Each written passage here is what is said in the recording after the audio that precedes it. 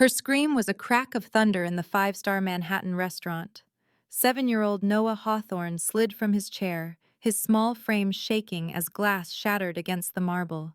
His eyes rolled back, his lips went pale. Everything stopped. Nathan Hawthorne, the most feared man on the East Coast, fell to his knees. His hands, which had ended lives without a single tremor, now shook as he lifted his son. He called the boy's name again and again. Nothing. The wealthy guests stared in shock. Someone cried out. A chair clattered to the floor. Nathan's guards drew their weapons, but there was no target. And then there was Camille Sinclair, his fiancée. She stood frozen by the table, her beautiful face ashen. Her hands were trembling, not with fear, but with something much worse.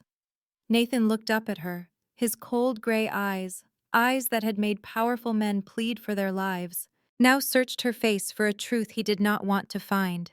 In that single moment, love, trust, and a child's life hung in the balance. What you're about to witness is a story of calculated betrayal, a deadly scheme 5 years in the making, and a woman who had nothing but her conscience to fight back. This story will show you that the most dangerous enemies don't come with warnings.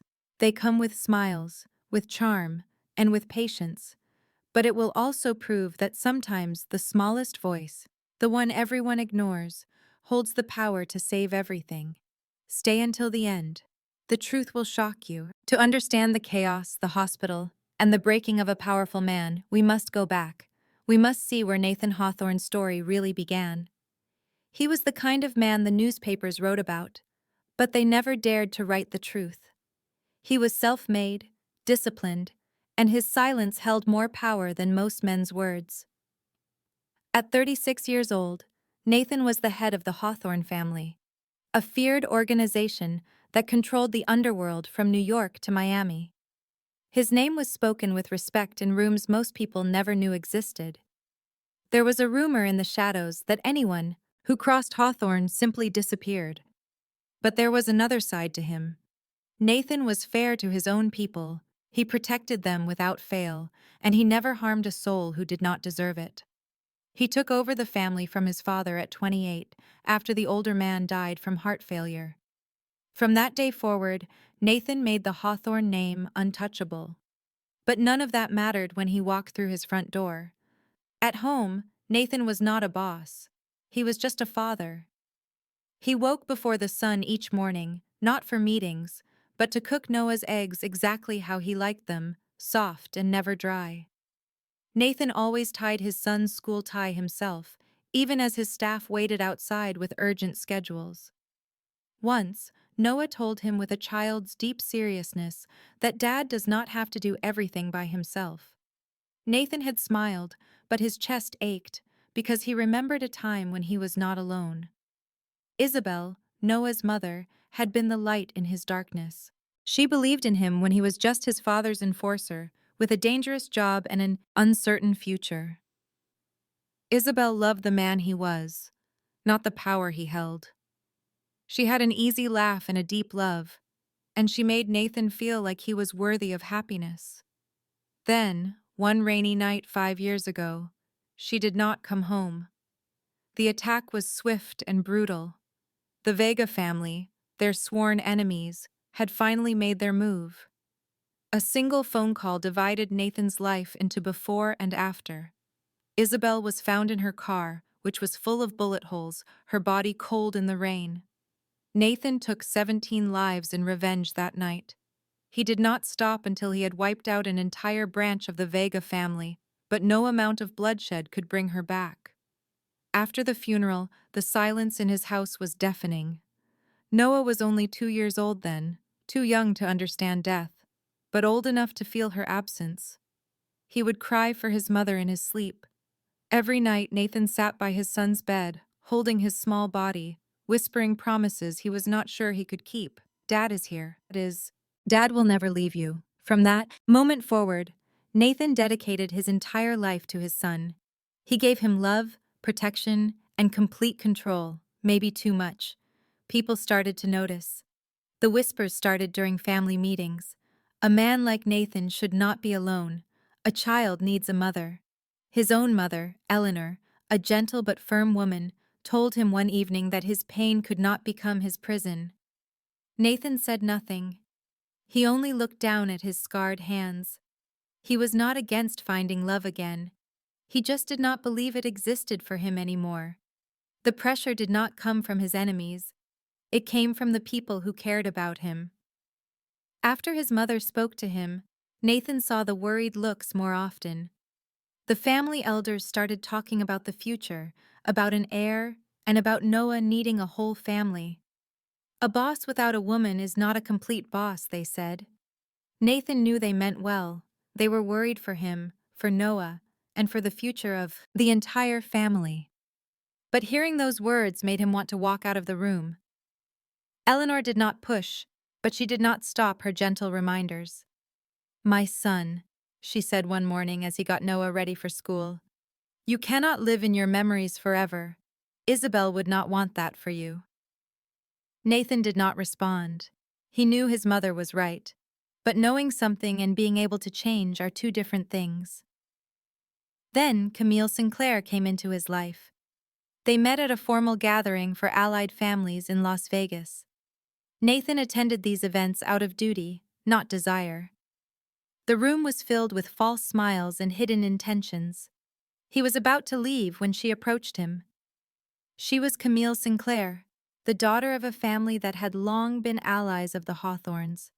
She was elegant in a simple black dress, with golden hair and eyes as blue as the sea.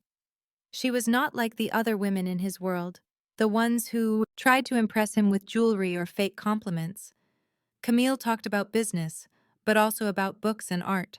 More than that, she knew how to listen. When Nathan mentioned Noah briefly, her eyes softened with genuine warmth. "I love children," she said. "They are so honest." Nathan noticed that she never asked about his money or his power. The dark rumors about his family did not seem to faze her. Her smile was natural, and she was easy to talk to, or so he thought. That night, as Nathan left Las Vegas, he found himself thinking of Camille. She made him feel a sense of calm that he thought had died with Isabel. He did not know that at that same moment, in a nearby hotel, Camille Sinclair was on the phone. Her voice was no longer gentle. It was cold and calculating. "He took the bait," she said. "Just give me some time." On the other end of the line, Antonio Vega, the head of the rival family and the man who ordered Isabel's murder 5 years ago, gave a low chuckle. "Time is a luxury, Camille. The boy must disappear before he can inherit. The Hawthorne family will crumble when he loses his only heir." Camille looked out at the lights of Las Vegas. "I understand," she said. "I will get it done." She ended the call and faced her reflection in the mirror. Her beautiful face was unchanged. The kind smile she gave Nathan was gone, replaced by the stare of a predator waiting for its prey to walk into a trap. Nathan Hawthorne did not know that the woman he just met was not a comfort. She was a weapon, sharpened and aimed right at his heart. While Nathan Hawthorne lived in a mansion with dozens of guards, not far away in Brooklyn, a woman was fighting a different kind of war for survival. Her name was Evelyn Harper, and at 27 years old, she had no one. She had no bodyguards, no mansion. She had a small, one-bedroom apartment with bad plumbing and windows that did not close all the way. The cold wind that seeped in every night was a reminder that the world was not on her side. Evelyn never knew her parents. She was left on the steps of an orphanage in Queens as a baby, wrapped in a blanket with a note that only had the name Evelyn. No last name, no address, no reason. She grew up in foster care, moving from place to place, never feeling at home. No one ever adopted her.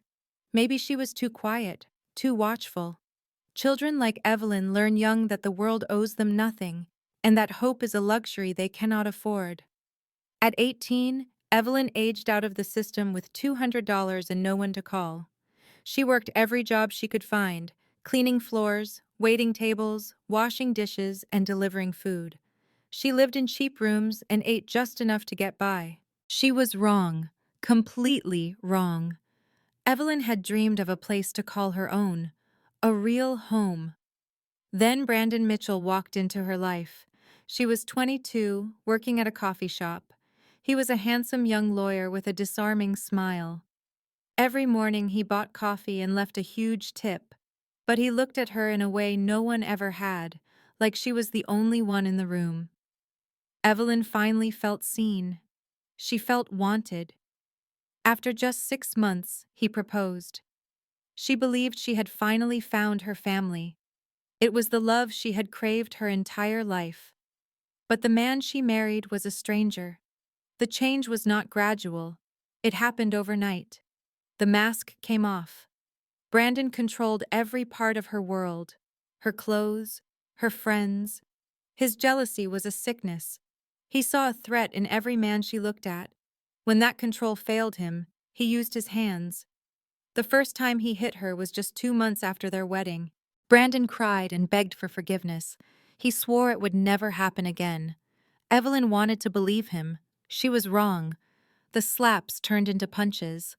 The punches turned into kicks.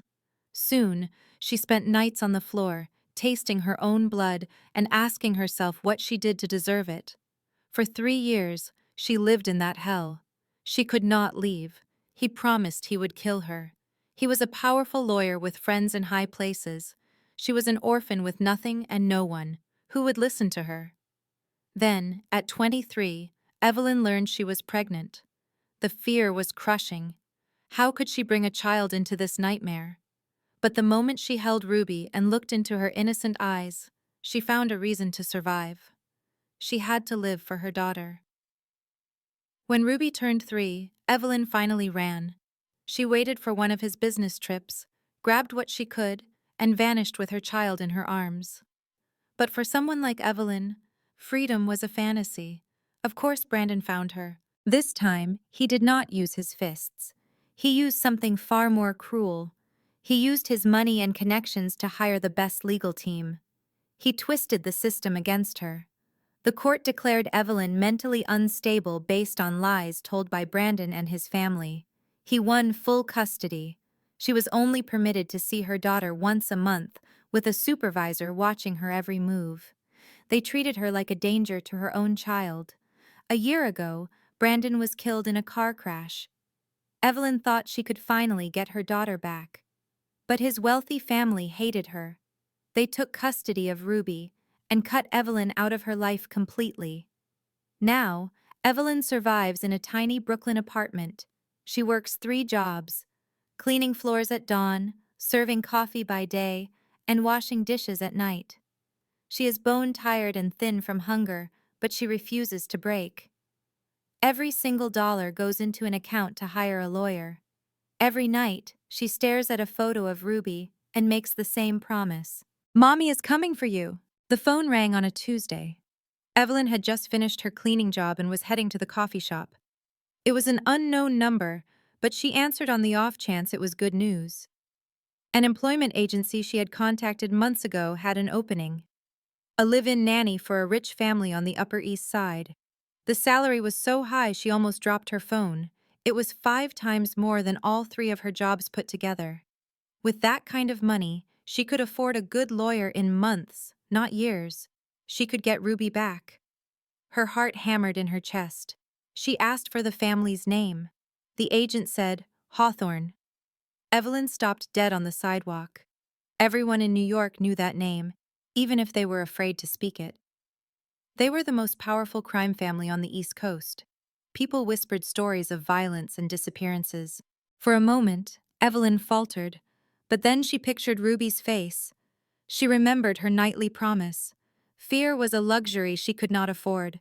She had survived one monster for 3 years. She could handle another. 2 days later, she stood before the towering gates of the Hawthorne estate, her heart pounding. She wore her only clean, undamaged outfit. Her hair was pulled back, and she wore no makeup because she owned none. She knew she looked exhausted and frail, not like a proper nanny, but she hoped they might see her strength. The interview was not with Nathan Hawthorne. Instead, she met his mother, Eleanor. She was a woman of 68, with silver hair in a perfect bun, and eyes that saw everything, but held no malice. Eleanor sat in a vast living room, sipping tea and examining Evelyn. The questions were not what Evelyn had prepared for. There was no talk of her resume or qualifications. Eleanor asked why she was there. Evelyn could have invented a lie.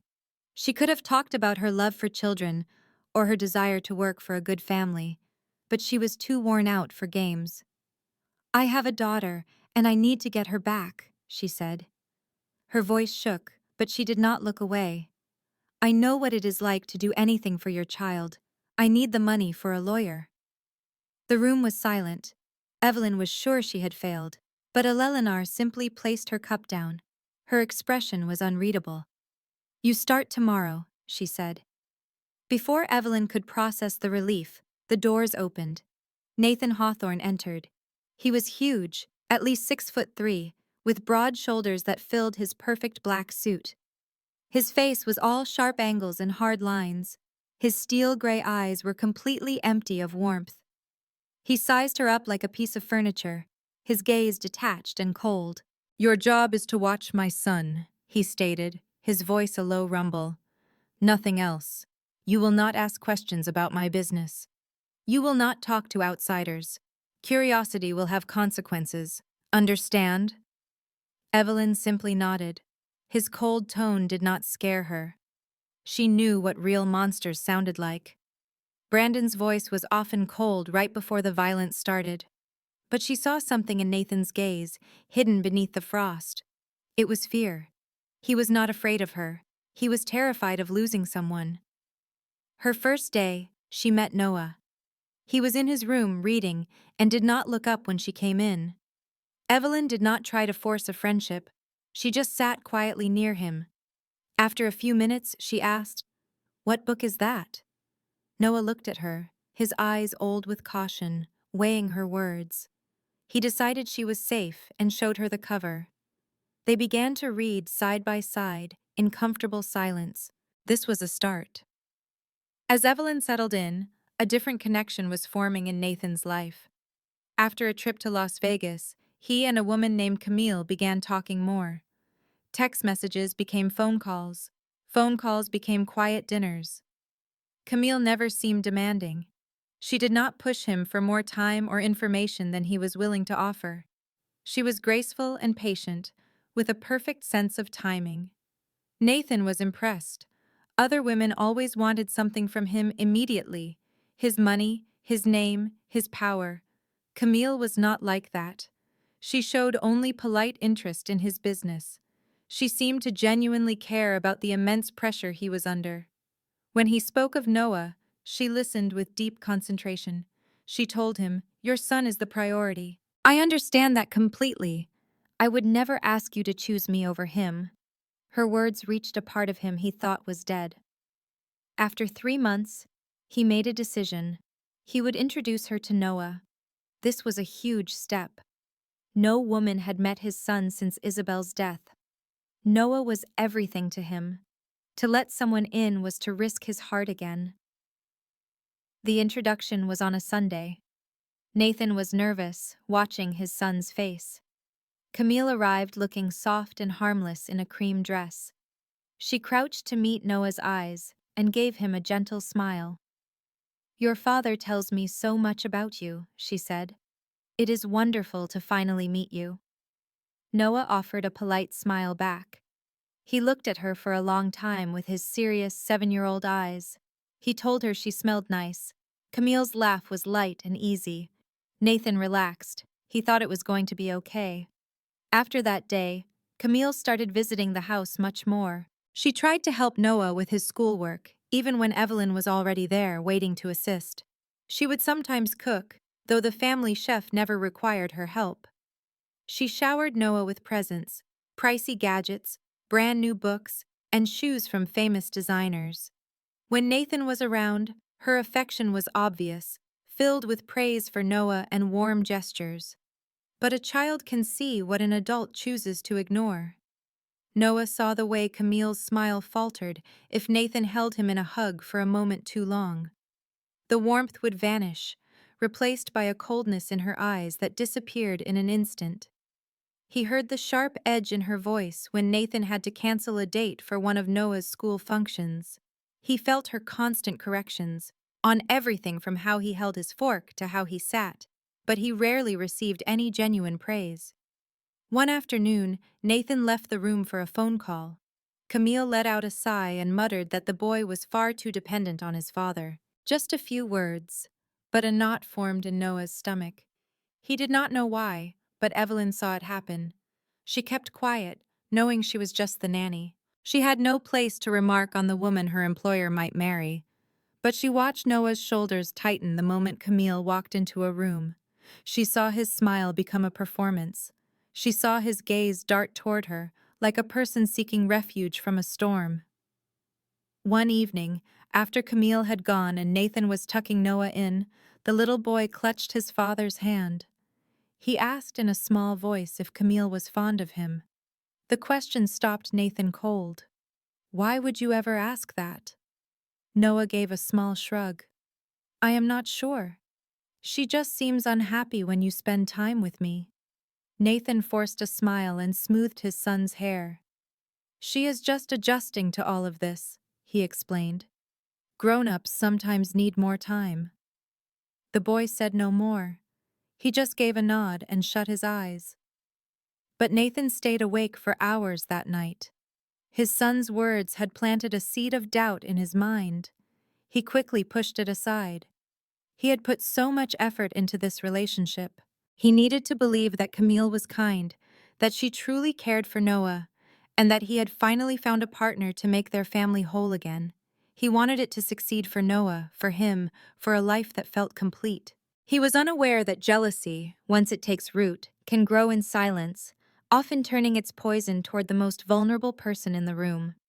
As Nathan and Camille's relationship blossomed, another connection was quietly forming within the Hawthorne home. The bond between Evelyn and Noah was not built on expensive presents or declarations of affection. It grew in quiet moments, in small gestures that went unnoticed by everyone else. Each day after school, the two of them would sit together in the library.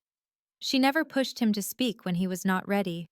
She would just read her own book as he read his. Sometimes a full hour would go by without a word exchanged between them, but the silence was peaceful. It was the kind of quiet that bonds people who understand each other without needing to talk. Slowly, Noah started to tell Evelyn about the books he was exploring. He described his favorite characters, the endings he would have changed, and the stories he hoped to one day write. Evelyn absorbed every detail, never cutting in, never passing judgment. She asked questions that showed she was truly listening, not the polite questions adults ask children out of obligation. At 7 years old, Noah could already tell the difference between genuine care and an imitation of it. Evelyn was genuine. One evening, Evelyn was reading in her room when she heard a soft, choked sound.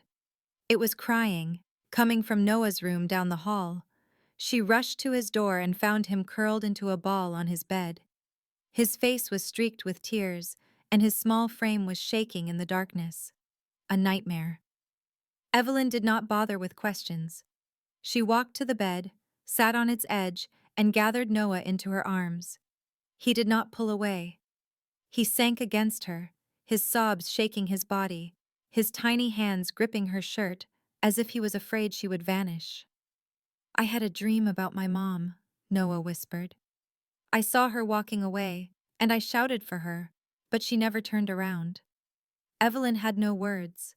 She offered no empty promises that everything would be fine or pleas for him not to be sad. She just held him closer and started to sing.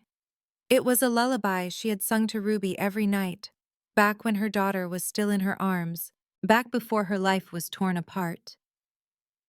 Evelyn's voice was not perfect, a bit strained from years of worry, but her heart was in every note. The tune was soft and comforting, a melody that wrapped around the boy like a warm blanket. Noah's crying slowly subsided. His breathing became even and calm. He looked up at Evelyn, his eyes still swollen, but the fear was gone. "You sound like my mom," he whispered. She used to sing that to me. A tightness seized Evelyn's chest. She fought to keep her composure, but a single tear escaped and traced a path down her cheek. "Thank you," she said, her voice cracking with emotion. It was the kindest thing anyone had ever told her. Later that night, long after Noah was sound asleep, Evelyn sat in her room, clutching the photograph of Ruby. In the picture, her daughter was only 3, her smile radiant, her eyes bright. She had no idea that just months later, her mother would lose her. Evelyn was haunted by thoughts of Ruby. Did she have nightmares? Did anyone hold her when she was scared? Did anyone sing her to sleep? Or was she all alone in the dark, calling for a mother who could not answer, just like Noah had in his dream? Tears flowed freely down Evelyn's face. She held the photograph to her heart and whispered the same promise she made every single night. "Mommy is coming for you. I swear it." Looking after Noah soothed a part of Evelyn's soul. By protecting this boy, she felt like she was atoning for her inability to protect her own child. But it also made her miss Ruby more deeply, a sharp and constant ache. Every time she looked at Noah, she saw her daughter. She saw everything she had lost, and she saw everything she had to get back, no matter the cost. 6 months after they first met in Las Vegas, Nathan asked Camille to marry him. The proposal was intimate and quiet. There were no flashing cameras, no dramatic speeches, no audience of hundreds that people in their social circle usually demanded. Nathan brought Camille to the same restaurant as their first date. He ordered her favorite wine, and as dinner concluded, he slid a small black velvet box across the table. Camille wept. She accepted. She threw her arms around Nathan's neck and told him she was the happiest woman alive. Nathan chose to believe her. He desperately wanted to. When Noah heard the news, he clapped his hands politely.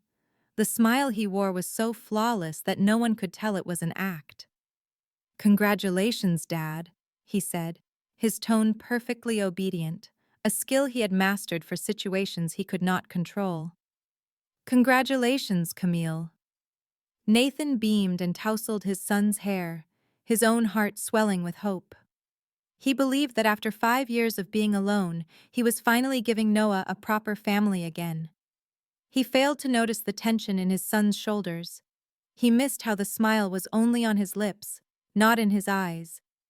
He did not see anything wrong when the boy asked to be excused to his room much earlier than usual. That night, lying in his bed, Noah hugged his pillow tighter. He did not weep. He had learned long ago that tears changed nothing. He just stared at the dark ceiling, wondering why his own heart felt so heavy when his father was so happy. He thought it must be his fault. He should be feeling happier for them. But Evelyn knew. She had gone to check on Noah before bed and saw that the boy was wide awake. Her eyes were wide open in the dark. She did not go in. She did not ask a single question. She simply stood there for a moment, feeling a familiar pain in her chest because she knew exactly what he was feeling. It was the hollow ache of being left behind in another person's happiness. After the engagement, Camille began to change. The transformation was subtle, almost invisible to anyone not paying close attention. In public, she was the perfect bride-to-be. She was elegant at parties and supportive in meetings, always positioned a half step behind Nathan. Her gentle smile and the light touch of her hand on his arm seemed to declare to the world that this man was hers. But at home, Camille became more assertive, more present, and more controlling. She started insisting on breakfast with Nathan and Noah every morning. "You cannot start your day on an empty stomach," she would say with a polished smile, pouring Nathan his coffee with perfect care. "And it is important for everyone to see us as a family." Nathan liked the sound of that word. He failed to notice the way Camille stressed the word us, as if she were claiming territory. Evelyn watched it all. From her corner of the kitchen, she saw everything as she made Noah's breakfast just the way he liked it. She saw how Camille's pleasant expression would disappear the instant Nathan looked away. She saw Camille's blue eyes follow Noah, not with a mother's affection, but with the sharp gaze of a rival studying an opponent. She noticed how Camille corrected Noah about everything. "Sit up straight, Hold your spoon correctly. Do not interrupt when adults are speaking. None of her words sounded cruel on their own, but none of them sounded kind either. Every correction was logical and precise, but they built an invisible cage that made Noah seem smaller each day. The 7-year-old boy started to eat his breakfast in complete silence. He kept his eyes fixed on his plate, trying desperately not to make a single mistake that would earn him another correction. Evelyn wanted to speak up. She wanted to give a name to what she was witnessing, to voice the growing dread in her heart. But what could she do? She was only the nanny, an orphan with no family of her own, working for the most powerful crime boss in New York. Who would ever listen to her? Who would ever believe her? She had tried to expose the truth about Brandon once before. The world had ignored her and taken her daughter from her. Evelyn knew she could not survive another defeat like that, so she remained silent. She watched, she waited, and she held Noah a little closer each night when the nightmares came. She had no idea that her silence was about to be pushed to its breaking point. Camille's behavior did not stop with quiet corrections at breakfast. It grew worse over time, like water heating so slowly a frog does not know it is being boiled alive. The first real line was crossed on a Wednesday afternoon. Noah came home from school early, running a low-grade fever. Nathan was in a critical meeting with Allied leaders, the kind of meeting he absolutely could not leave.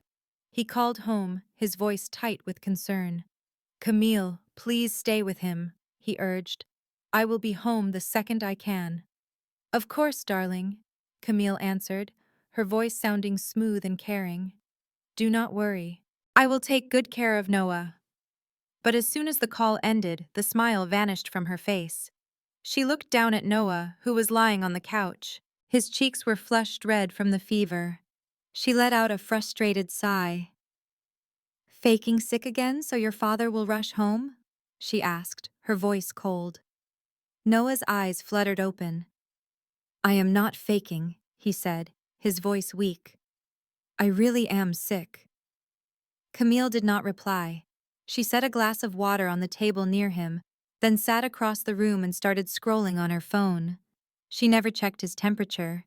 She never asked if he was hungry or if he needed a single thing.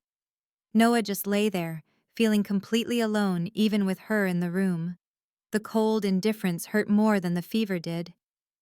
When Nathan got home later that evening, he found Noah asleep on the sofa with a blanket tucked neatly around him. Camille was still on her phone. "He did not eat much," she remarked without looking up. "I think he fakes being sick for the attention." Nathan's brow furrowed for a second. Something about her words felt wrong, but he dismissed the thought. His son was sick, that was all that mattered. He carefully lifted Noah into his arms, kissed his warm forehead, and carried him upstairs to his bed. He never saw the icy glare Camille sent after them. But Evelyn did. She was standing at the edge of the room, about to bring Noah some porridge, and she saw it all. That was not the look of a woman concerned about the child who would soon be her stepson. It was a look of pure, cutting jealousy. Over the next few days, Evelyn watched more carefully. She saw Noah become quieter, shrinking into himself whenever Camille entered a room. He stopped running through the halls. His loud laughter disappeared. He no longer talked with excitement about the books he was reading. One night, while Evelyn was tucking Noah into bed, the boy spoke to her in a whisper so quiet she had to lean in to hear. "Miss Evelyn," he said.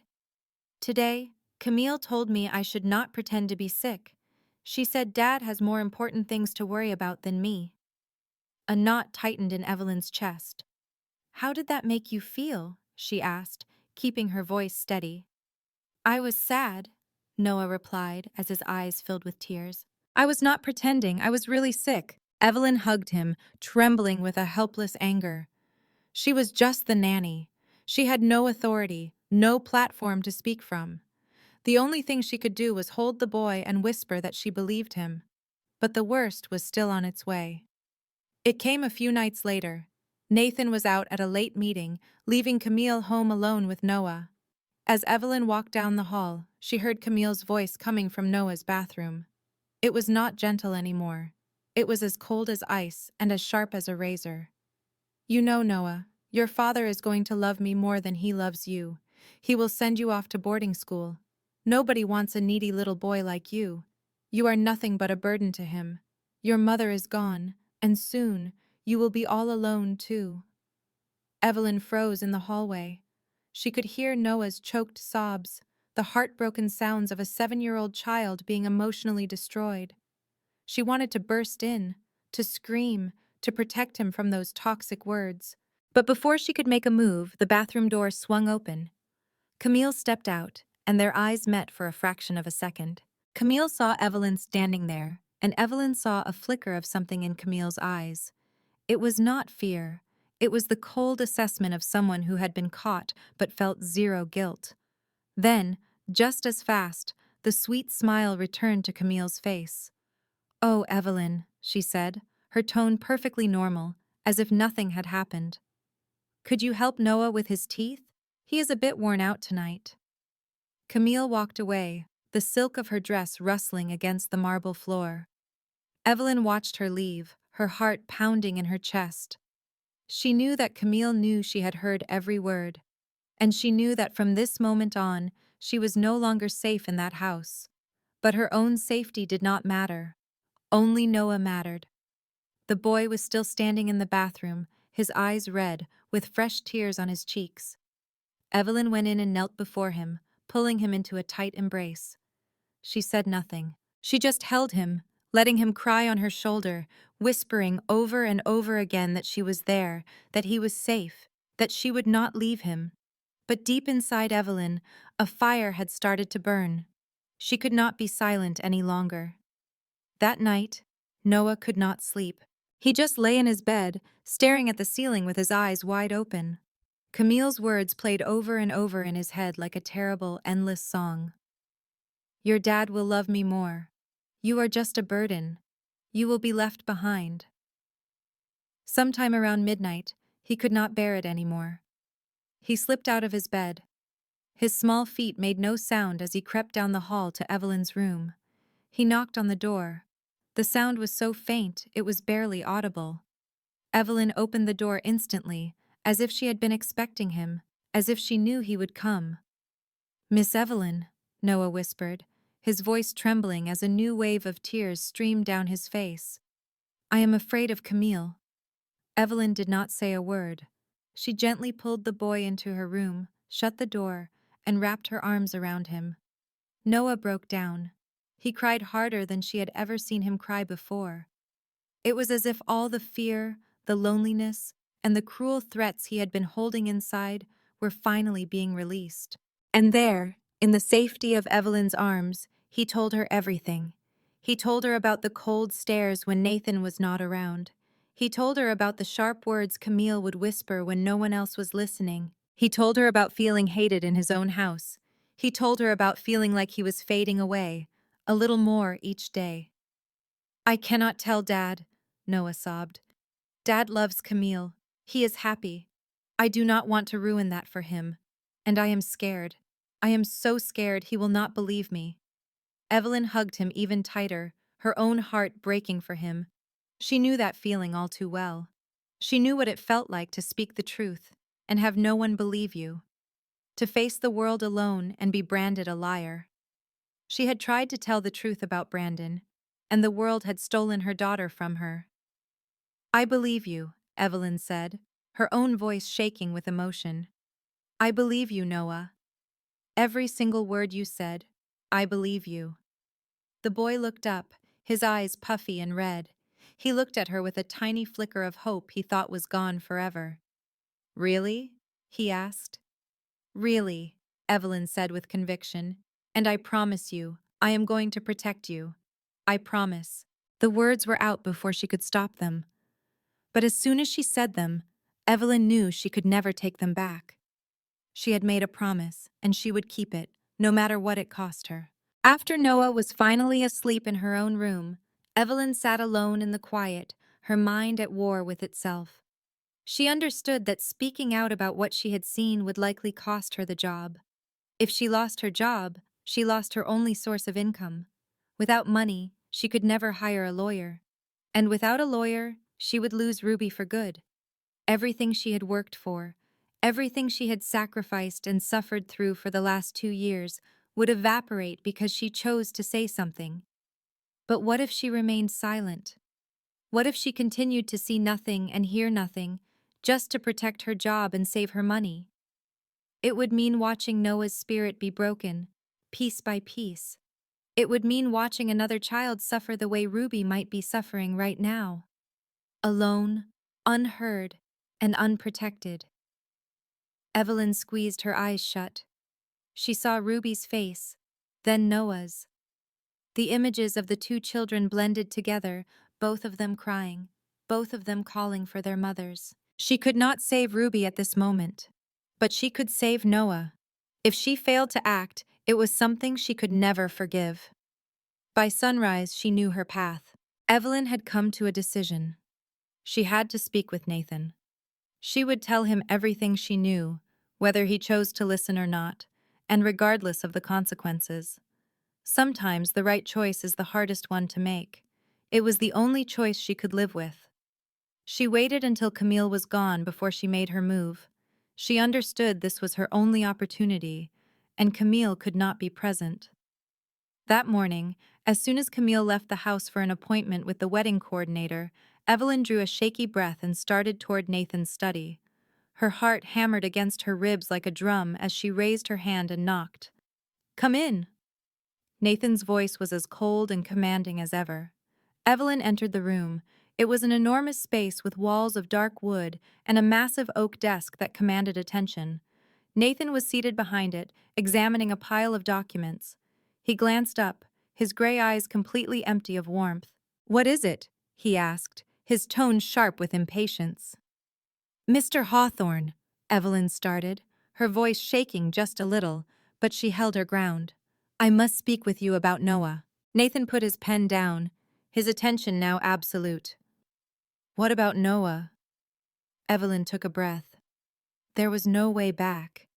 "It is about Camille, sir, and how she acts toward Noah when you are gone." An unnerving quiet descended upon the room. Nathan remained silent, but his eyes grew dark like a brewing storm. Evelyn recounted everything.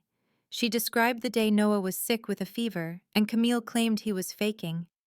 She told him about the cold words and the scornful looks that appeared only when Nathan was away. She repeated the threats she overheard in the bathroom that night. "Your father will choose me over you. They will send you away to school. Nobody wants a needy little boy like you." By the time Evelyn finished, Nathan's expression was perfectly still. It was not the stillness of belief, but of fury.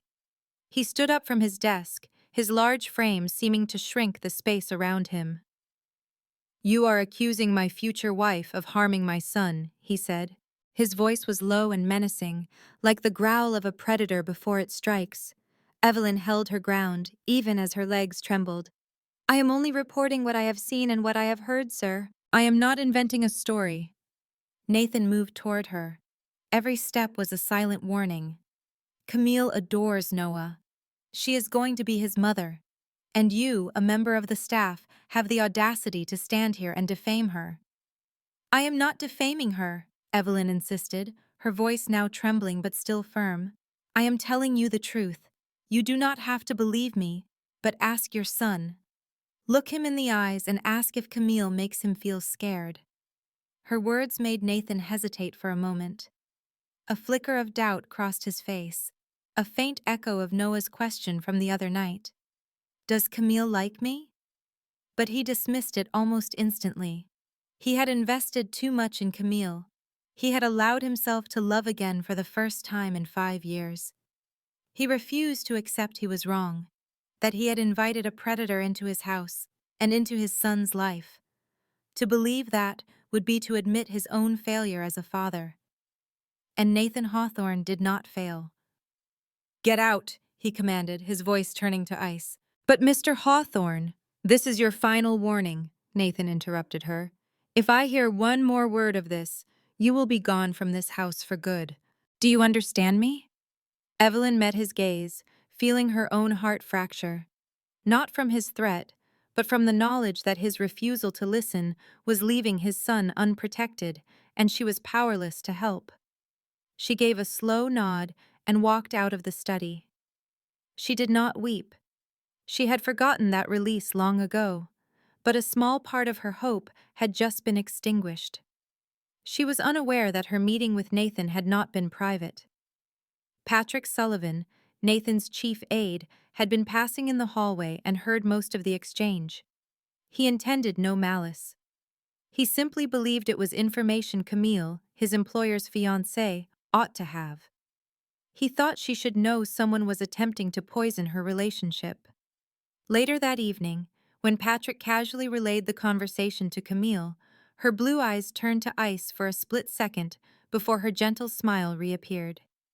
"Thank you for letting me know," she said, her voice soft. "It is a shame someone would try to tear us apart, but I will not allow it." After Patrick departed, Camille stood alone in the living room, her smile completely gone. She took out her phone and made a call to a familiar contact. "The nanny is becoming a liability," she said into the device, her voice cold as steel. On the other end, Antonio Vega answered.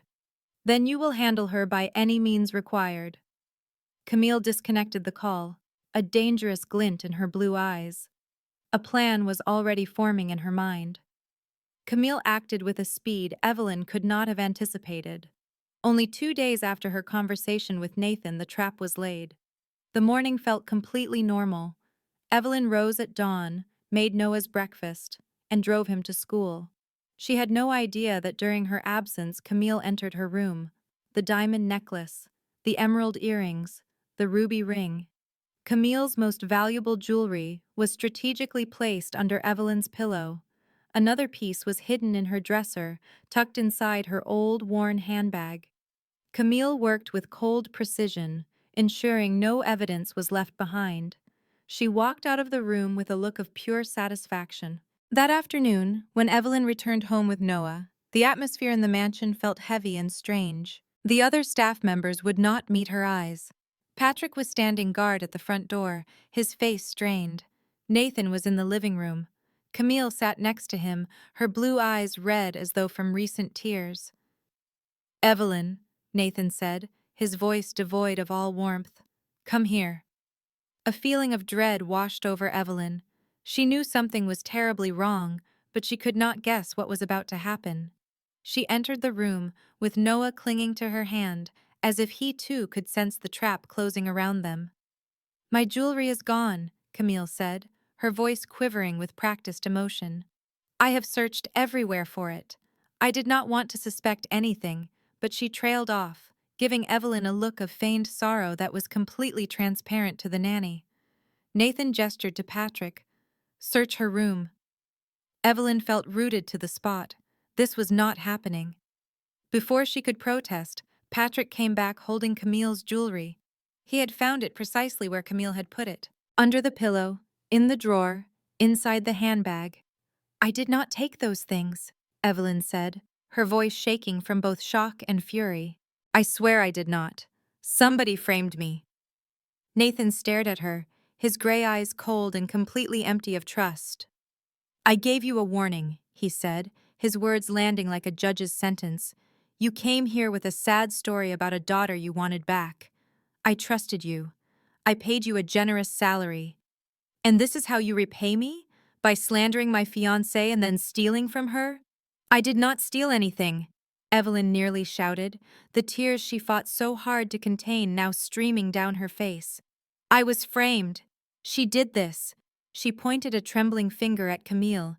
"She set this up to get me fired because I know what she really is." Camille erupted into dramatic sobs. "It was a perfect act. I do not know why she despises me so much," she wept. "I just want to love Noah as if he were my own son. Why is she trying to ruin our family?" Nathan wrapped his arm around Camille, his look toward Evelyn filled with pure disgust. "No one believes the help," Camille whispered through her fake tears, her voice a cruel mix of mock sympathy. "It is so sad." Those 6 words stabbed Evelyn like a knife, because they were absolutely true. Nobody trusted her story about Brandon. Nobody listened when the court took Ruby from her. And nobody was listening now. Nathan told her to get out of his house, right now. He said she should be grateful he was not calling the authorities. Evelyn tried to plead, to explain what was happening, but she knew it was pointless. She had been defeated. Once more, people with money and power had won, twisting the truth to suit their needs. She gathered her belongings, her hands shaking so much she could hardly fold a shirt. As she slung her old bag over her shoulder to leave, she saw Noah standing in the doorway. His eyes were red and his lips were trembling. He had heard the entire argument. He whispered her name, his voice cracking. "Miss Evelyn, please do not go." She fell to her knees and hugged him one final time, her own tears finally breaking free. "I am sorry," she choked out. "I am so sorry. I gave you my word I would protect you, and I failed." Noah cried, "You promised. You promised you would stay." Evelyn could only repeat that she was sorry. There was nothing else left to say. She had let him down. "Will you be back?" Noah asked, his eyes shimmering with a fragile hope. Evelyn could not make that promise. She refused to lie to him. Instead, she held him close, kissed his forehead, and whispered for him to remember one thing. "None of this is your fault, not any of it." Then she got to her feet and left without a backward glance. If she looked back, she knew she would never be able to leave.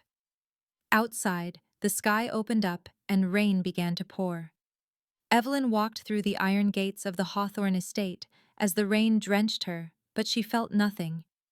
She found the nearest bus stop and sat on the wet bench, and there she finally broke down. She cried for Noah, the boy she swore to keep safe but now had to abandon to a dangerous person. She cried for Ruby, the daughter she was fighting for, a chance that was now dissolving into thin air. She cried for herself, for 27 years of pain, loneliness, and failure. "Ruby," she whispered into the rainy night, "I am sorry. I failed you too." The rain continued to fall, cold and without pity. It felt as if the entire world was mocking her. Evelyn no longer knew what to think. She only knew she had lost everything all over again. After Evelyn was gone, the Hawthorne mansion felt colder than ever, especially to Noah. Camille hired a new nanny almost immediately. Her name was Margaret, a middle-aged woman with a blank face and distant eyes. Margaret performed her duties, but never more than that. She drove Noah to school and picked him up. She made sure he ate his meals, but she never asked about the books he read or sat with him in comfortable silence. She never sang to him when nightmares woke him from his sleep. Margaret was a cold replacement for the warmth Noah had lost. And Camille, free from any scrutiny, became more daring. She was certain no one would believe a 7-year-old child. Not after the only adult who spoke up had been thrown out like a criminal. With that security, she stopped pretending. The cruel words became more frequent. Whenever Nathan was out of the house, Camille would find Noah. She would approach him with a cold smile. "You see now," she said to him once in the living room. "Your nanny was kicked out. Nobody believed her, and nobody is going to believe you." Noah said nothing. He just looked down at his shoes and tried to shrink, to make himself smaller. He thought if he could become small enough, Camille might not be able to find him. But he could never become small enough. Camille always found him. She started pinching him where his clothes would hide the marks. They were quick, sharp pains. Her whispers became even more vicious. "Your mother died because of you," she hissed one night outside his room. "She left the house that evening because of you. If you were never born, she would still be here. And soon, your father will have a new baby. Then everyone will forget about you." Her words were like daggers in Noah's heart. He began to have nightmares every single night. They were no longer just about his mother vanishing. They were about his father forgetting him, about being left alone in the dark forever. He would wake up in a cold sweat, calling out for Miss Evelyn. But then he would remember she was gone.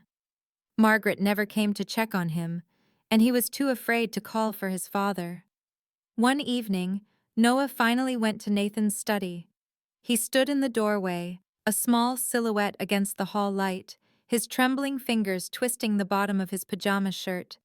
Dad. Nathan looked up from his work. What is it, son? Noah opened his mouth to speak. He wanted to tell him everything. He wanted to talk about Camille's words, the painful pinches, and the fear that consumed him more each day. But then he thought of Evelyn. She told the truth, and she was forced to leave. His father did not believe her. He would not believe him either. And if he spoke up, Camille would find out, and things would get even worse. Camille says, he started, his voice barely a whisper. Camille says what? Nathan asked with a frown. The silence stretched between them. Noah looked at his father and saw exhaustion. He saw love, but he also saw a blind trust in the woman who was destroying him. He could not do it. He did not have the courage. Nothing, Noah said at last. I just wanted to say good night. Nathan smiled and motioned for him to come over, then hugged him tightly. Good night, son. I love you. I love you too, Noah whispered against his father's shoulder, forcing back the tears that burned his eyes. That night, alone in his room, Noah learned a lesson no child should ever have to learn. He learned about silence. He learned that grown-ups do not always listen. He learned that telling the truth can cost you the people you care about. He learned that sometimes the only way to get by is to bury the pain and pretend you are okay. The 7-year-old boy became quieter and smaller. He grew old in a way a child never should, and in the darkness of his large room, he wondered if Miss Evelyn still thought of him. He wondered if anyone remembered him, or if he was already starting to disappear, just like Camille said. Evelyn did not return to her small Brooklyn apartment after that night. She remained at the bus stop until the sun came up, letting the rain and her tears dry on her skin. She had lost her job. She had lost her income. She had lost her immediate chance to get Ruby back. But there was one thing she could not let go of. It was the image of Noah in the doorway, his face streaked with tears, begging her to stay. She had promised she would protect him. Even though she was thrown out of that house, the promise remained. Evelyn was not a person who surrendered. She had survived the foster care system. She had survived 3 years of torment with Brandon and the loss of her daughter. She would not let Camille defeat her. Not this time.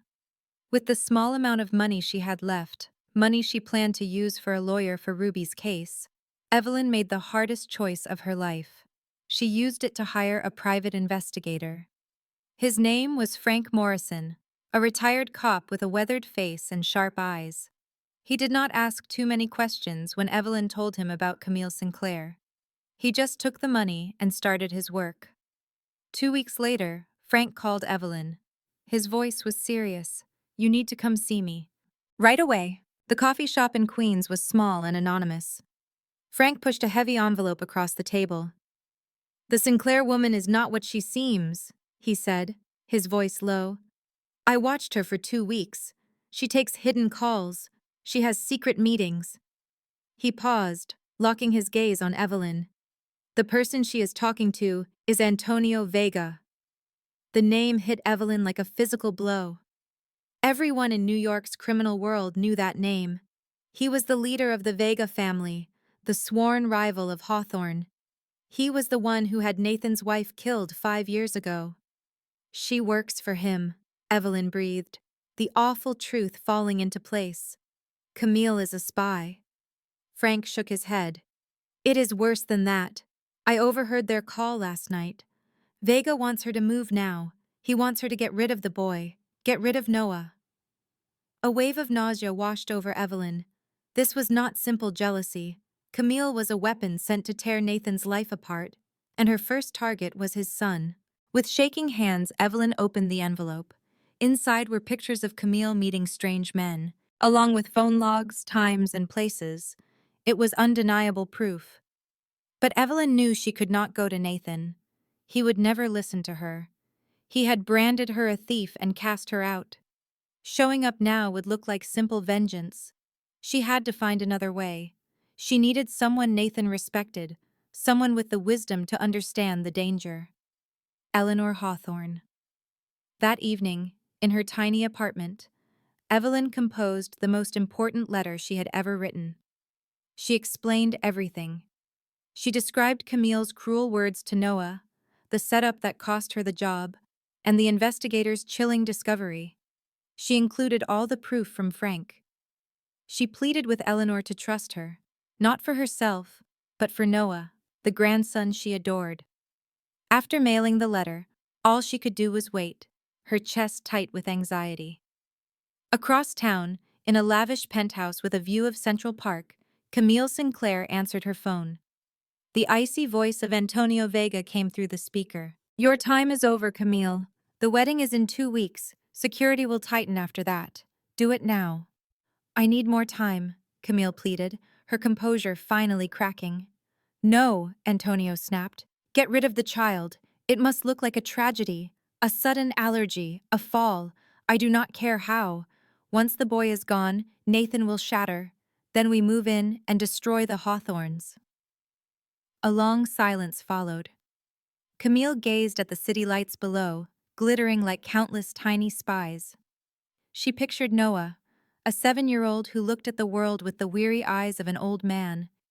She felt nothing for him, only cold strategy. "He has a powerful hazelnut allergy," she said at last. "A reaction could be fatal in minutes without immediate medical care." "Excellent," Antonio said, his voice filled with pleasure. "Your engagement party is soon. It will be crowded and confusing. The perfect cover for a mishap." "I understand," Camille confirmed. She hung up, her blue eyes like chips of ice. The trap was ready. She just needed to spring it. She read each word carefully, her old eyes hardening as she went on. Eleanor had long been suspicious of Camille, but lacked any evidence. Now she held the evidence, and the reality was more horrific than her darkest fears. She attempted to call Nathan, but his phone was turned off for the party preparations. She resolved to confront him at the event, even if it meant doing so publicly. She had no idea time had already run out. Evelyn was also on the move. Mailing the letter was not enough. She kept a watchful eye on Camille. She knew the engagement celebration was tonight at an exclusive Manhattan restaurant. A mother's intuition screamed that something terrible was planned for that evening. The feeling of doom grew stronger, a gathering storm inside her. In her pocket, she carried an epinephrine injector, a remnant from her time at the Hawthorne estate. She was well aware of Noah's dangerous hazelnut allergy and how quickly a reaction could turn deadly. She had carried one for him every day when she was still his nanny. Tonight, an unexplainable urge made her bring it along. Inside the restaurant, golden light and the laughter of guests filled the air. Men in fine suits and women in beautiful dresses held sparkling glasses of champagne. At the heart of it all stood Nathan, with Camille beside him, her smile brilliant and joyful. Next to his father, Noah was a small, quiet shadow in a dark blue suit. He did not smile. He simply watched the crowd with his old, weary eyes, as if bracing for disaster. Evelyn entered through a service door, dressed as a waitress. She found a spot in the corner and watched, her heart hammering against her ribs. She saw Camille charming the guests. She saw Nathan beaming with pride as he held his fiancée's hand. And she saw Noah, small and withdrawn. When they served dessert, Evelyn saw it. Camille leaned over Noah's dish, her hand making a swift, subtle movement. The action took less than a second, but Evelyn saw it perfectly. Camille had dusted something over the child's dessert. Evelyn's blood ran cold. She wanted to yell, but she was on the other side of the room. She began forcing her way through the dense crowd, a desperate attempt to get to their table. But the room was packed, and she was lost in the throng. Noah stared at the chocolate cake and cream. He had no appetite, but Camille leaned in with a smile.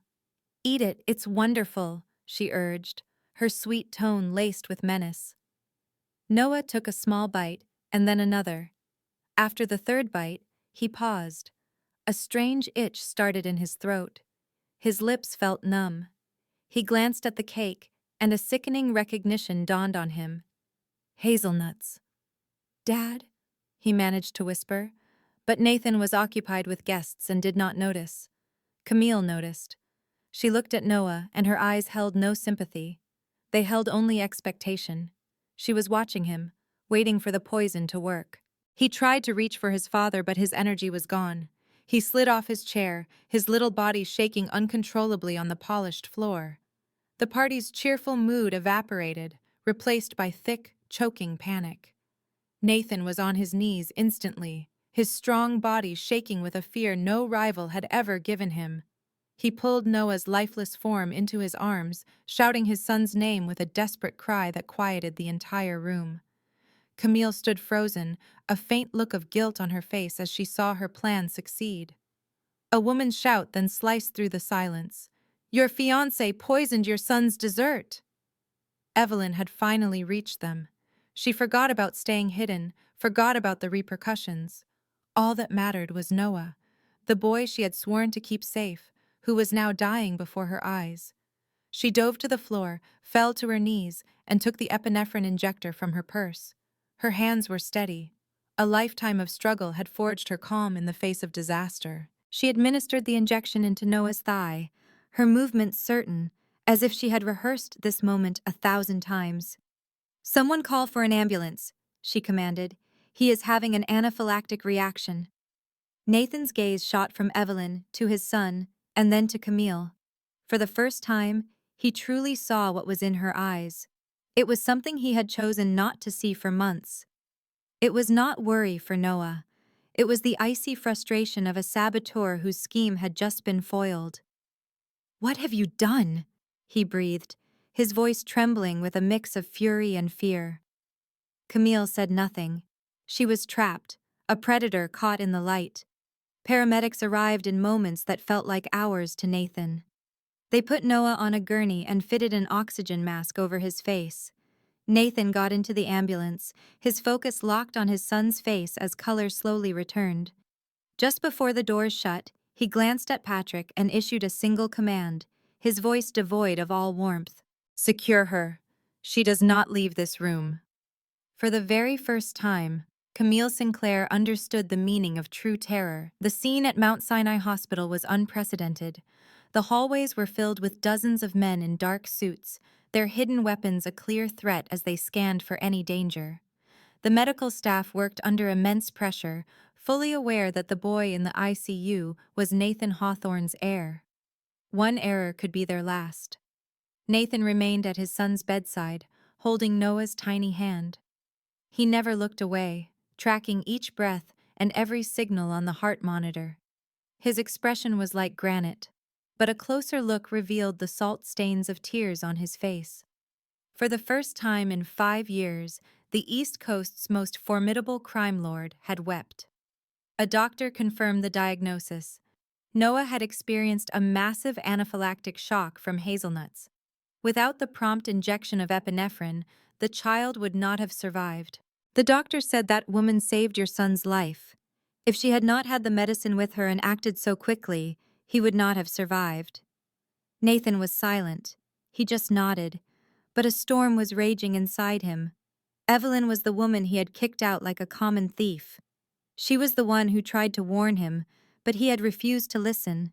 She was the one who saved his son, even when he did not deserve her help. Around 3 in the morning, Noah woke up. His eyes opened slowly, clouded by the medication. But seeing his father beside him, he managed a weak smile. "Dad," he whispered, his voice hoarse. Nathan leaned over and kissed his son's forehead.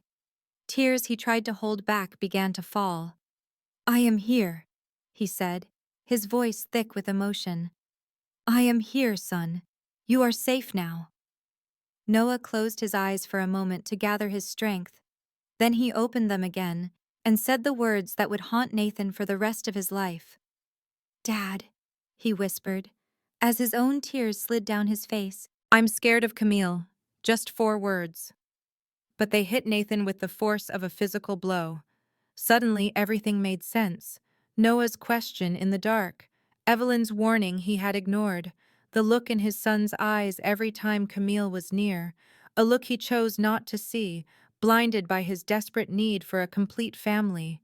"I know," Nathan whispered, gathering his son in his arms, his tears falling silently. "I know. I am so sorry. I am sorry I did not protect you. They held each other, a father and son finally sharing a truth that had almost destroyed them. An hour later, after Noah had drifted back to sleep, a guard knocked on the door. "Sir," he murmured, "a woman named Evelyn Harper is here. She is asking about the boy." Nathan stood. "Let her in." Evelyn looked drained and worried when she entered. She still wore the server uniform from the restaurant. Her hair was a mess, and dark circles shadowed her eyes from a night without rest. But the moment she saw Noah's steady breathing in the hospital bed, a ragged sigh escaped her lips, and tears streamed down her face. "He is okay," she whispered. "Thank God." Nathan watched her from across the room, his expression a storm of conflict. He had no idea what to say. This woman had saved his son's life after he had treated her with unbelievable cruelty. "How did you know to bring the medicine?" he finally asked, his voice low and raw. Evelyn met his gaze directly. "Because I knew she was going to do it tonight. You knew this was coming." "I tried to warn you," Evelyn said. Her voice wasn't bitter, just tired. It was the sound of someone who had fought to be heard and failed. "You would not listen." Nathan remained quiet for a long moment. He sank into a chair by the window. "Tell me everything," he said. And so she did. She told him what Camille had said to Noah. She explained the plot to frame her with the stolen jewelry. She admitted to hiring an investigator, even if it cost her the chance to get Ruby back. She explained what the investigator discovered. "Camille works for Antonio Vega," she stated plainly. "He sent her to destroy you from the inside. Killing Noah was just the first part of the plan. With your son gone, you would have been broken.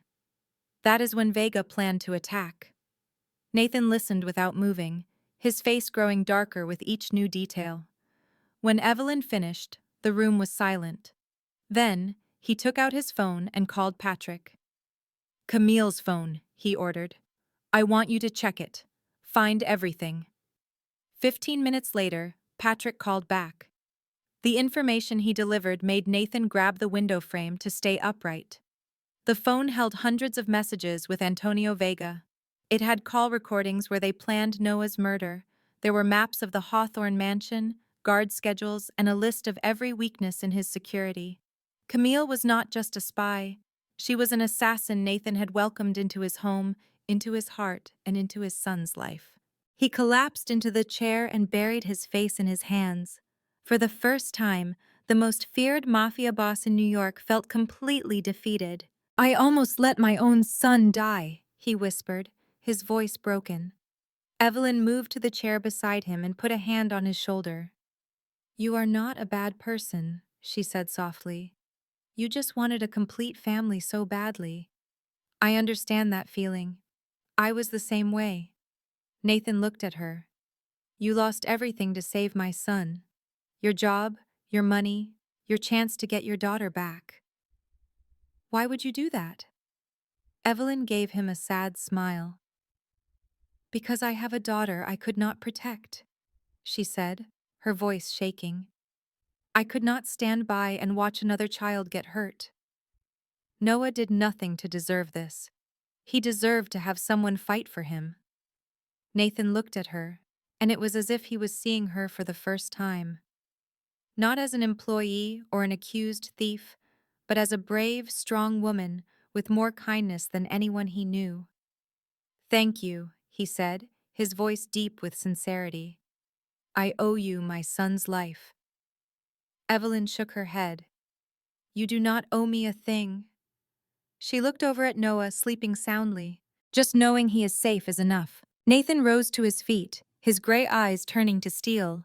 He was done with tears. He was done with regret. It was time for action.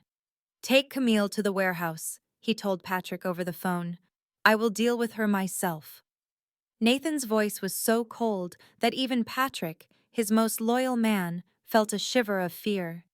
The abandoned warehouse in New Jersey was where the Hawthorne family handled its problems. It was a place people entered but did not always leave. That night, Camille Sinclair sat on a metal chair in the middle of the vast, empty room. Her hands were tied. Her perfect blonde hair was tangled and wild. Her expensive dress was ripped and dirty. The blue eyes that had once charmed a city now darted around in pure panic, searching for an escape that did not exist. When Nathan walked in, she began to sob. She cried that she loved him. She swore she was forced into it, that she never had a choice. Nathan stopped a few feet from her. His face looked like it was cut from stone, his gray eyes colder than a winter storm. He said nothing for a long time, just stared at the woman he had trusted with his heart and his son. "You love me?" he finally said, his voice a low and dangerous whisper. "You almost murdered my son." Camille insisted that Antonio had threatened her family. She was scared. She only did what he told her to do. Nathan crouched down so they were face to face. "You had a choice," he said slowly. "You could have told me the truth. I would have protected you. I would have protected your family." She whispered that he never would have believed her. "Maybe not," he admitted. "But you never gave me the chance." He stood up and turned his back on her. "You are going to the police, but first, you will tell me everything you know about Vega. Locations, numbers, schedules, weaknesses, everything." Camille hesitated. "If I talk, Antonio will kill me." Nathan glanced over his shoulder, his eyes empty of all mercy. "If you do not talk," he said, "I will kill you. And I promise what I do will be much slower than anything Vega can dream of." The chilling certainty in his voice told her he was not bluffing. She had seen him be gentle with his son, but she knew who he truly was. He was the boss who had killed 17 men in one night to avenge his wife. And she had just tried to kill his only child. So she talked. She gave him Vega's main base in the Bronx. She told him the number of guards, their patrol routes, and the blind spots in their security. She revealed the entire plan to attack the Hawthorne family after Noah's death, hoping for a mercy that was never on the table. 2 nights later, Nathan led the raid himself. He brought not 50 men, but over 100. They were armed for a war, with a single goal: to wipe out the family that threatened his son. The attack was fast and brutal. Vega's men had no time to react. Gunfire shattered the night in the industrial zone. Nathan's men moved like an unstoppable force, crushing all who stood in their way. Within an hour, it was over.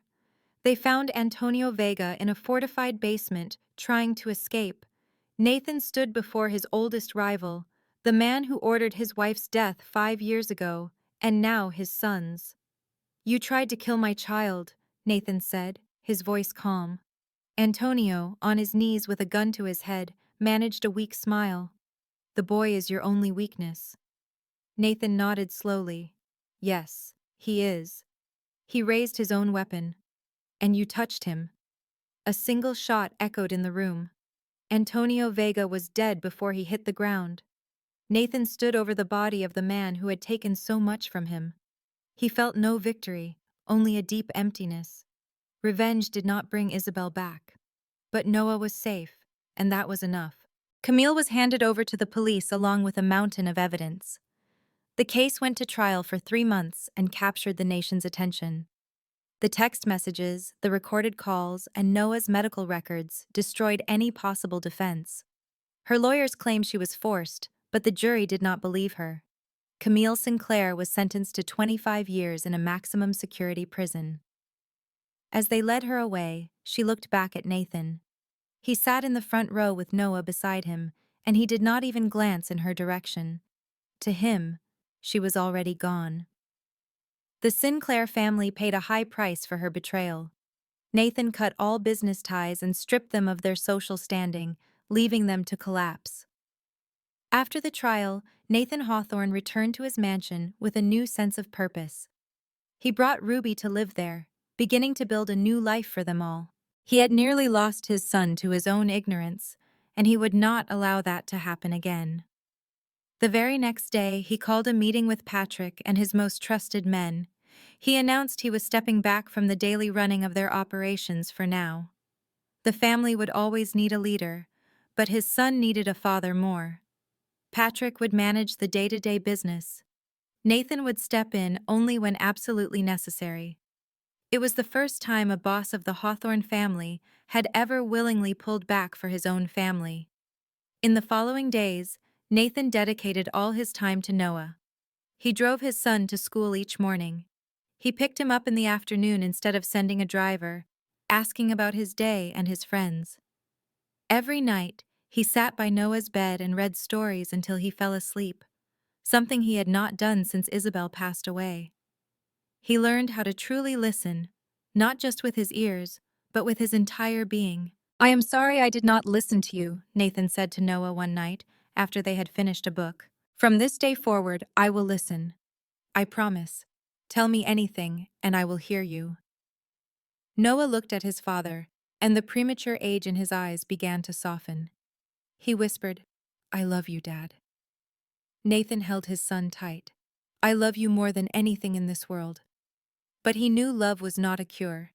Noah needed to heal from the damage Camille had inflicted. The wounds were invisible, yet they ran deeper than any cut or bruise.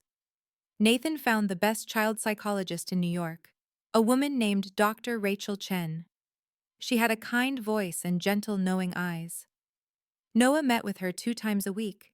In the beginning, he said very little, preferring to draw in silence. Slowly, he started to speak. He described Camille's words, the feeling of being an intruder in his own house, and the constant fear his father might love someone else more. Each detail was a dagger in Nathan's heart. He sat in the waiting room for every appointment.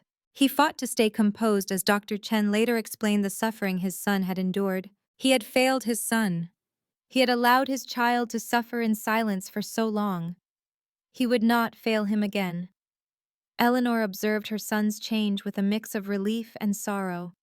She was happy that Nathan finally grasped what was truly important, but the cost of that lesson was a painful truth. One night, after Noah was in bed, Nathan sat alone in his study. Eleanor came in and took a seat opposite him. "My son, you have learned the most difficult lesson there is," she said softly. Nathan simply nodded, his gaze lost in the distance. "I almost lost him, Mom. My own blindness nearly destroyed my son." "But you did not lose him," Eleanor reminded him. "And you will never repeat that error. That is what counts." A long silence settled between them. Nathan's thoughts turned to Evelyn. She was the woman who had saved his child's life. The woman who had given up everything to keep Noah safe. "I do not know how to fix what I did to her," he finally confessed. "Evelyn lost her job, her home, her only path to get her daughter back. She lost it all because of me." Eleanor's eyes brightened with a knowing smile, as if she was waiting for this moment. "Then you must help her regain what was taken," she urged. "She gave your son a new beginning. You can give her the chance to be with her child again." Nathan looked at his mother, and for the first time in weeks, a glimmer of hope returned. She was right. He could not erase the past, but he could shape the future. For Noah, for himself, and for Evelyn. 3 weeks after Camille was sentenced, Nathan found Evelyn on a rainy afternoon. He went by himself, with no driver and no bodyguards. He wore a simple black coat and held the address to a worn-out apartment in Brooklyn that Patrick had located. The neighborhood was tired and forgotten, full of old buildings with rusted fire escapes. The damp air carried the faint smell of trash. Nathan stopped in front of door number 7 and paused before knocking. He had faced down countless rivals without a trace of fear. But standing before the woman he had so deeply wronged, he felt like a sinner begging for absolution. The door creaked open. Evelyn stood there, her brown hair pulled back, her face even thinner than when he saw her at the hospital. But her warm brown eyes remained unchanged. She froze when she saw him, completely caught off guard. "Mr. Hawthorne," he corrected her gently. "Please, call me Nathan." Evelyn did not respond. She did not invite him inside, but she also did not close the door. She had learned what to expect from men with power. "I am here to apologize," Nathan said, his voice quiet and genuine. He had no prepared words, no excuses. He only had the truth. I refused to believe you when you tried to warn me. I treated you like a criminal. I allowed you to lose everything because you tried to do the right thing for my son. And even after all that, you came back to save him. I did not deserve it. I have no excuse for my actions. I can only tell you I am sorry, and I want to make things right. Evelyn was quiet for a very long time. When she finally spoke, her voice held no bitterness. I did not do it for you. I did it for Noah. I know, Nathan agreed. And that only increases my debt to you. He met her gaze. I know about your daughter, Ruby. Evelyn went rigid, her eyes growing wide. I had someone investigate the situation, Nathan admitted frankly. I know you lost custody because of your ex-husband. I know his family is keeping her from you. I want to help you get Ruby back. Why? Evelyn's voice shook, though she fought to keep it steady. Why would you do that for me? Nathan chose his words with care. Because you showed me something important. You showed me that a person can have nothing left and still choose to protect someone else's child. You deserve to be with your own daughter, and I have the power to make that happen. Tears began to trace paths down Evelyn's face. She had cried so much already and promised herself she would not cry again. But these were tears of hope, a feeling she thought was long dead. I have nothing to offer you, she whispered. I do not want anything, Nathan said. This is not a transaction. It is about doing what is right. Nathan fulfilled his promise. He retained the most successful custody lawyers in New York, a team known for winning impossible cases. They forced the court to reopen Evelyn's case, and their discoveries were shocking enough to infuriate Nathan. Brandon Mitchell had paid for forged psychiatric reports that declared Evelyn an unfit mother. After Brandon's death, his family had bribed a judge to grant them guardianship. The entire case was a lie built on money and influence.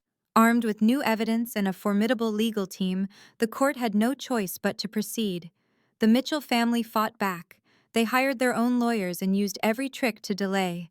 They did not understand they were now fighting Nathan Hawthorne, a man with endless resources and the will to see justice served.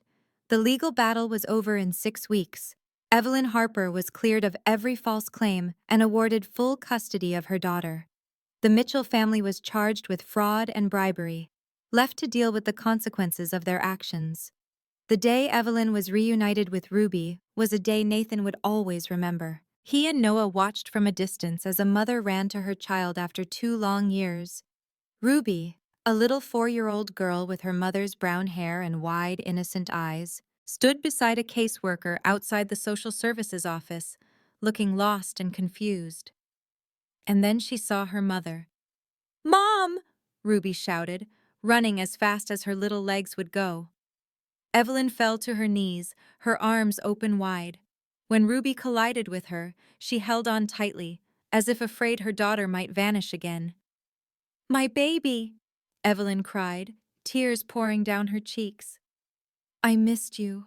I missed you so much. I am so sorry I was gone." "I missed you too," Ruby sobbed. "Why did you not come?" "I waited. I am here now," Evelyn promised through her tears. "I will never, ever leave you again." Nathan watched them, a warmth spreading through his chest that he had not anticipated. Next to him, Noah squeezed his hand, his own eyes shining with tears. "Dad," Noah said in a small voice, "Evelyn is happy now." "Yes, she is," Nathan replied softly, his grip tightening. "She deserves it." They stayed for a while, a father and son watching a mother and daughter. Nathan understood then that this was the most important investment he would ever make.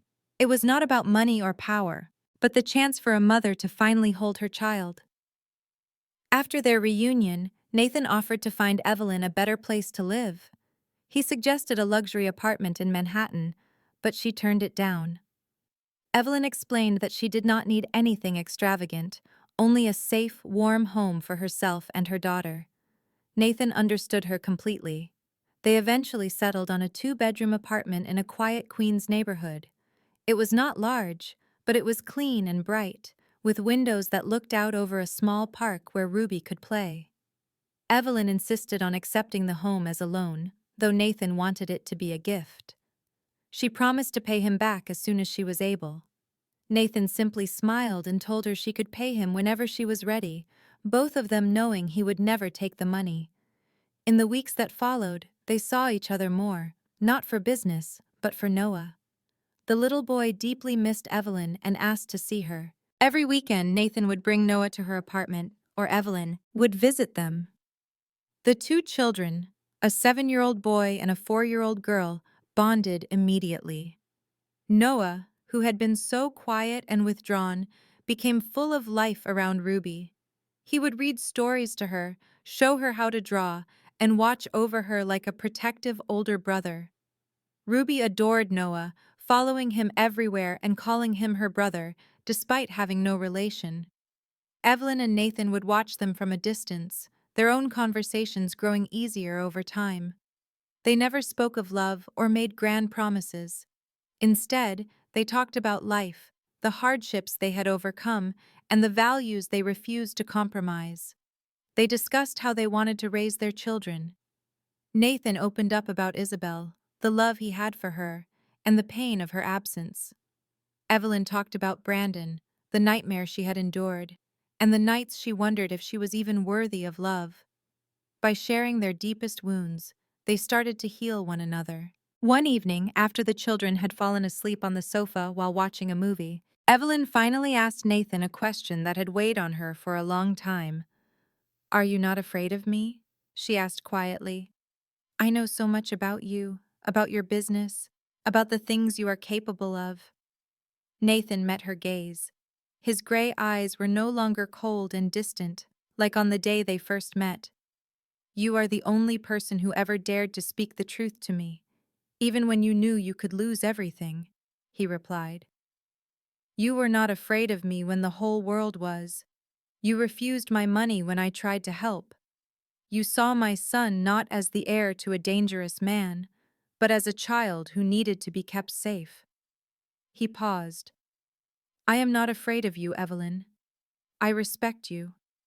And to be honest," he added softly, "I believe I am developing feelings for you, but I will not pressure you. You have been through more than enough.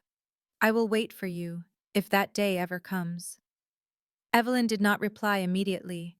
She looked into his eyes, searching for the deceit she had known with Brandon but found none. She saw honesty, patience, and a kindness she thought she would never feel again. "I do not know if I am ready yet," she finally said, "but I know that I want to keep seeing you. I want to see where this leads."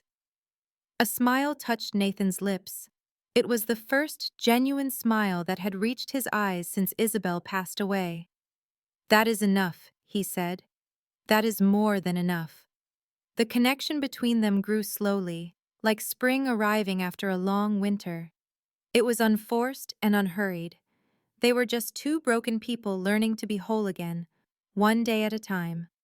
A year later, Nathan and Evelyn stood together before a 2-story building in the New York suburbs on its opening day. The building was not grand.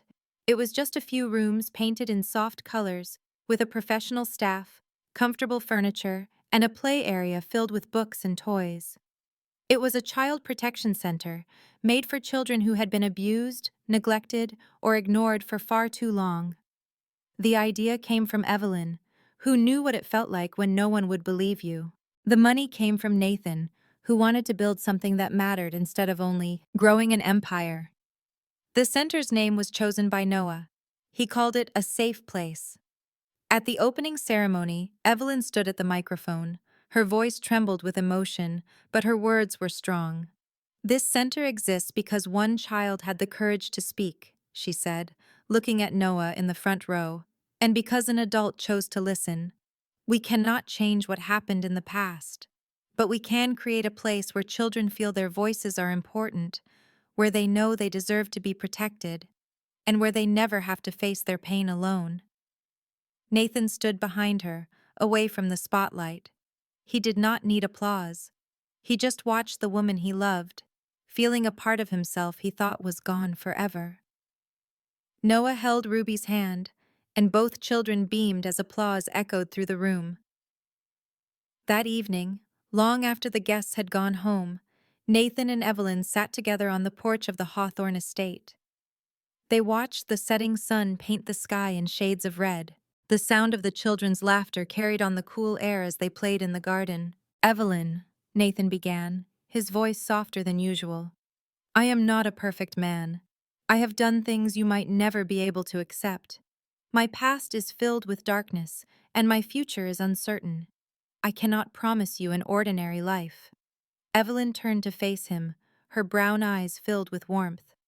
"I know who you are," she said softly. "I know what you have done, and I am still here." Nathan reached into his coat and pulled out a small box. Inside was a simple ring. It had no large diamond or fancy design, just a white gold band with a single small stone that sparkled. He understood that Evelyn did not need luxury. She needed honesty. "Will you give me the chance to be a man who deserves you?" he asked, his voice shaking slightly despite his efforts to remain composed. "Will you let me love you and Ruby as my own family?" Tears rolled down Evelyn's cheeks, but she was smiling. "Yes," she whispered. "Yes, I will." As Nathan slid the ring onto her finger, they held each other in the warm light of the sunset. Two people who were once shattered were finally finding their peace. "Dad," Noah called from the yard. "Ruby wants to know if Aunt Evelyn is going to be her new mom." Nathan looked at Evelyn, his eyes bright with emotion. "My son would like to know if that is true." Evelyn laughed, her smile brighter than ever before. "Tell him it is true." Nathan stood and pulled Evelyn to her feet. They walked down to the garden where the two children were waiting. Noah ran straight into Evelyn's arms. Ruby ran to Nathan. And right there, four people from different broken beginnings came together to form one complete family. The story ends at this moment, but its lesson remains. Nathan learned that love cannot be rushed, that healing comes quietly, and that safety is not found overnight. It is built slowly, day by day, through listening, through choosing what is right over what is easy, and by never dismissing a small voice that is telling the truth. This story is a reminder that the greatest dangers do not always appear with anger and noise. Sometimes they arrive with a quiet smile, asking for our trust. It shows that love without listening is not whole, that children can sense danger long before adults will see it, and that one brave voice, no matter how small or afraid it is, can change the entire course of a life. Evelyn had no influence. She had no wealth. She had no one to protect her. She had only her conscience, and in the end, that was all she needed. If this story resonated with you, take a moment to ask yourself if you have ever ignored a quiet warning in your own life, or if you have ever felt afraid but found the courage to speak up anyway. We would be honored to hear your story. Please share your thoughts in the comments below. Your voice is important to us, and we believe every experience has worth.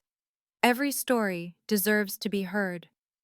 If you feel that stories like this can help open hearts and protect others, please like this video, share it with those you care about, and subscribe to our channel for more stories that matter. Every like, share, and subscription allows us to continue creating meaningful content for you. We want to sincerely thank you for following this story to the very end. We wish you and your loved ones good health, abundant joy, and many peaceful, happy days together. And remember, sometimes the most powerful thing you can do for another person is to simply listen. Goodbye, and we look forward to seeing you in our next video.